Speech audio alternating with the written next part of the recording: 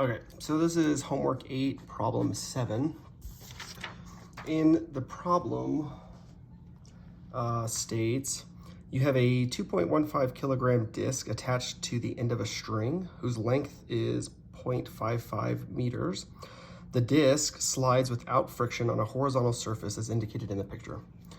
So the picture they give makes it look like this is somebody swinging it in a vertical circle. Think of like somebody standing there with like a yo-yo and just flinging it forward and backward around them. So the first part of this problem, I imagine it more like this. So you have like a table, and there's a center point that's attached to a string and a disc, and that disc is sliding on this frictionless surface around in a circle this way, right? This is the table. And it's saying that the max tension, so basically this string here has a tensional force here, right? And so before, like the max tension that string can have is 68.1 newtons. So basically if it exceeds this force, if they swing it too fast, eventually this string will break, okay? And so it's saying, how fast can it go? I think it's asking that. Yeah, how fast can it go until the string breaks? And it says tangential velocity, but basically all we've been doing is calculating tangential velocity, right? Because if you have an object and it's spinning in a circle, you have the force of like the centripetal force, and tangential velocity is just this velocity, right? And so as it comes here, your velocity vector changes, but the magnitude of the velocity is not changing, right? Like the magnitude of the speed is not changing, just the direction is changing, right? So that's all it's asking, is like how fast is this disc gonna be spinning right at the point where this breaks, basically. So if we draw a free body diagram on this, we just have our mass, which this is our dot here. And the only force that's acting on it is tension, right? It's a bad line. But the tensional force pulling it in this direction, right?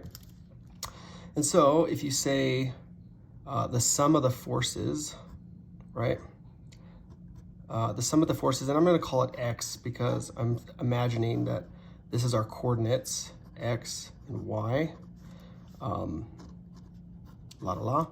so this is on the X axis. So the sum of the forces in the X direction is just equal to, and I'm gonna say negative tension. And the reason I'm saying it's negative is because it's headed in this direction over here. So I say that everything going up and to the right is positive. Everything going to the left or down is negative. And so this is actually headed in the negative direction here. And so I say negative tension.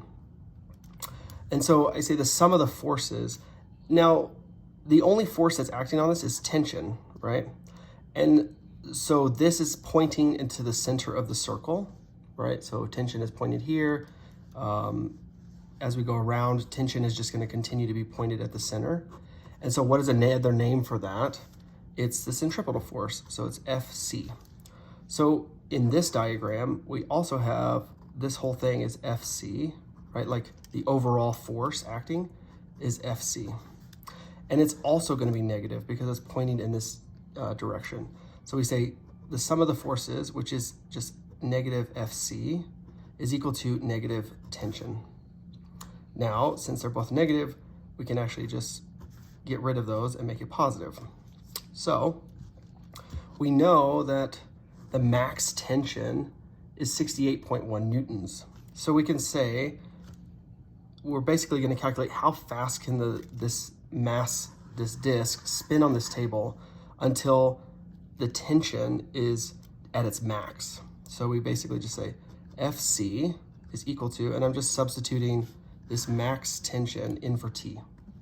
So that's 68.1 newtons. And we know that Fc is equal to mv squared over r, right? So we can plug that in here. I'm just gonna rearrange because I like the numbers on the left. So 68.1 Newton is equal to mv squared over r. Okay, and that's just the centripetal force is this. So we're really calculating velocity. It's asking how fast can the disk spin and the tension be at its max until it breaks, right? So we're looking for velocity. So we do some algebra.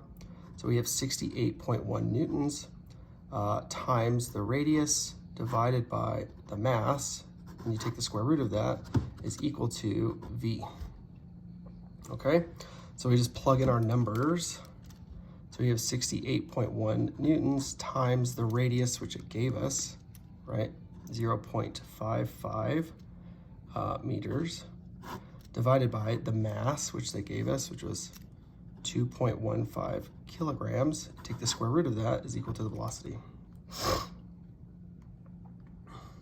So I'm just gonna plug those in, 68.1 times 0.55 divided by 2.15, and then the square root of that. And so we should get a velocity of 4.1733838, blah, blah, blah, blah. So velocity of 4.17 meters per second.